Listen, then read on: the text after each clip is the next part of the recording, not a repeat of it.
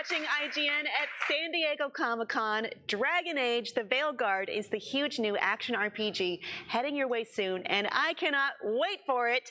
Here to tell me all about it are Creative Director John Epler, Creative Performance Director Ashley Barlow, and the voice of Lace Harding, Ali Hillis. Welcome all.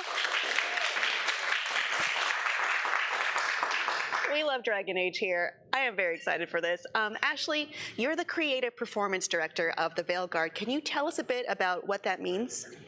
To be the Creative Performance Director means that I'm in charge of taking all the amazing writing from John and the writing team at BioWare and making sure it's cast appropriately with leadership and making sure that the voices of these characters are brought to life in the booth for as long as it takes to get it right. What is the hardest part about bringing characters to life in a series like Dragon Age, where they're just so important to the people who play? I think taking our time, working with the changes that happen. You know, game creation is a collaboration and an iterative process. It takes time, and we need to be able to play, get things wrong, change on the fly, and be really agile with the game creation. So it's a testament to the actors to be so agile. I'm excited for it. I believe in you. John, we're going to Tevinter for the first time, and we know we'll be seeing lots of familiar faces. Can you tease who we might see again? Will it be my best friend Dorian? What about what about that? Well, we want to make sure that fans, when they play the game, we want people to play the game, get surprised a little bit, see the new characters. I will say again, obviously Varric and Solas are returning. Mm-hmm. There are other characters who are returning as well, but I think that's one where we're going to wait till people to play the game, because part of the excitement of bringing back previous characters is also how they come back, what role they play in the story. So certainly entry. That's right. Well, I have to know how my choices affected the world too, but. What about, I have to ask, familiar faces from the comics? Let's say like Varys? I mean, yeah, again, if you've read the comics, you'll see some characters coming back we've already talked about. So Evcon Antoine from the Grey Wardens are coming back. Strife and Irulan are back as well. But beyond that, we want to make sure people get the surprise and excitement of seeing these faces for the first time where they show up. So I'm already surprised, and I haven't seen their faces yet.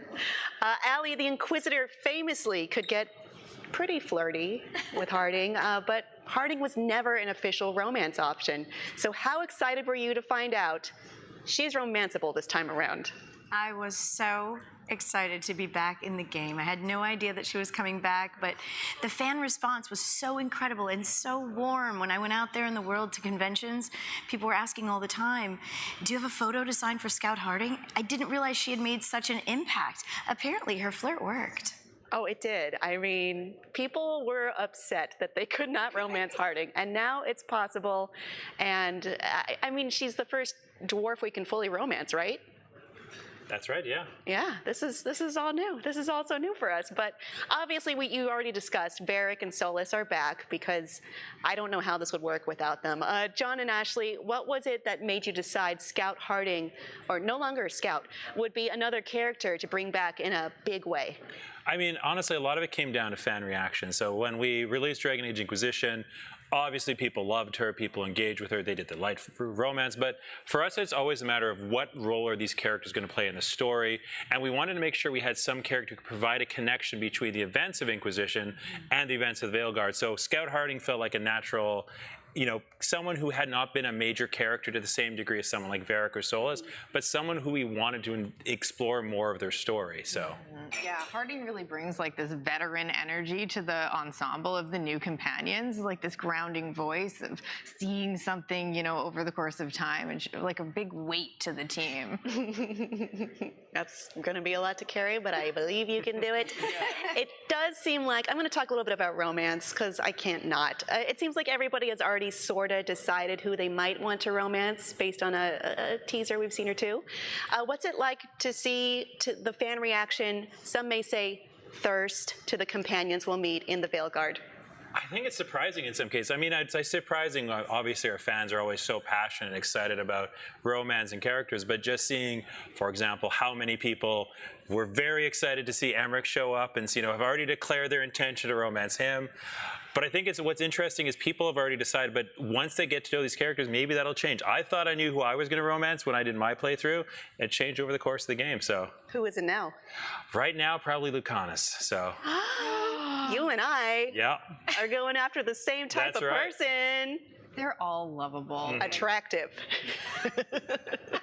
So from what we saw in the gameplay, Tevinter appears much more technologically/magically advanced than places like Ferelden and Orlais. Is the culture shock going to be as bad for us as it was for Dorian, who again is my best friend? Well, I think what's interesting about Dorian is it's actually the reverse. There's a line in Inquisition where you go to the Winter Palace, and Dorian's looking around this amazing gilded hall, this spectacular palace, and he's like, oh, that's kind of cute. And then when you go to Tevinter, and we showed this in the trailer, you see this is a place that has taken magic and taken it to a degree that nowhere else in Thedas has. I don't know if there's going to be so much of a culture shock, but I mean, they view mages very differently. Obviously, in the south, there are circles, mages are persecuted. In the north, especially in Tevinter, mages are the ones on top of the pyramid. They've got the magic, they're willing to use it. And I think it'll be interesting to see how players engage with the world, which is very different from anywhere else they've been in Thedas. Yeah, it's going to be so eye-opening for us to get to look at that. And I'm just going to ask finally flat out, is Dorian going to be in the game? I think you're going to have to play and find out. All right.